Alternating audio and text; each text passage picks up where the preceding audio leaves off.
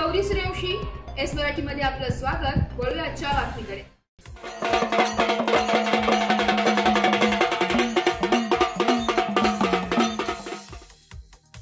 3.5 शक्तीपीठांपैकी अर्धपीठ समजल्या जाणाऱ्या सप्तशृंग गडावरून नवरात्रोत्सवाच्या पार्श्वभूमीवर आता संपूर्ण महाराष्ट्रातून ज्योत घेण्यासाठी भाविक हे गडावर दाखल होते।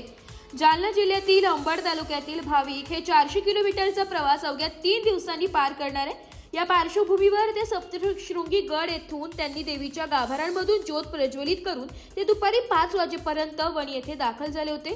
रात्रंदिवस ते प्रवास करून घटस्थापनेला ते जालना जिल्ह्यात पोहोचतील असे भाविकांनी सांगितले। 4 मुक्काम पासून 4 दिवसांपासून कुठून आले? बरंदा साबळे, तालुका भोकरदन, जिल्हा जालना। जालन्याहून? हां। किती जण आहेत बरोबर? आम्ही 50 जण आहे। 50 जण। तुमचं नाव? माझं नाव कार्तिक विठ्ठल लांडे। आम्ही राहणार पाथरवाला, तालुका अंबड, जिल्हा जालना। या ठिकाणाहून आमचं यंदाचं पहिलं वर्ष वणी या ठिकाणावर। याच्या अगोदर आमचं 8वं वर्ष, परंतु याच्या अगोदर आम्ही तुळजापूर असेल, मोठा असेल या ठिकाणाहून आम्ही ज्योत आणलेली आहे। हे आमचं पहिलं वर्ष वणीला।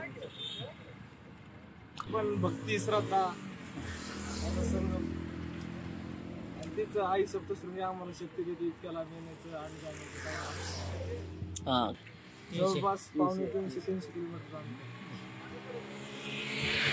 माझं नाव विकास रामनाथ हरशे। आम्ही इतक्याला आमचा प्रवास आहे 300 किलोमीटरचा प्रवास।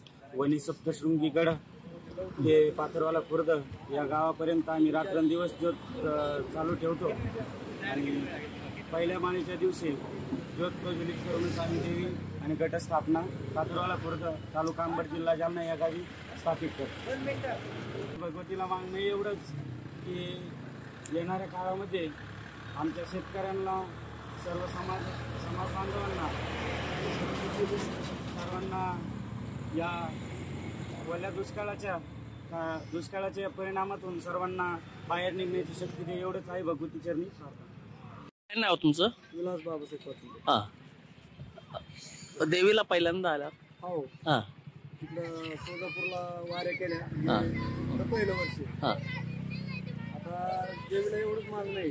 हां, सरकारने कर्जमाफीसाठी आश्वासन दिलेलं आहे जनतेला, देवीने यांना बुद्धी द्यावा किंवा कर्जमाफी एवढी शेतकऱ्याची करावी अशी आमची विनंती।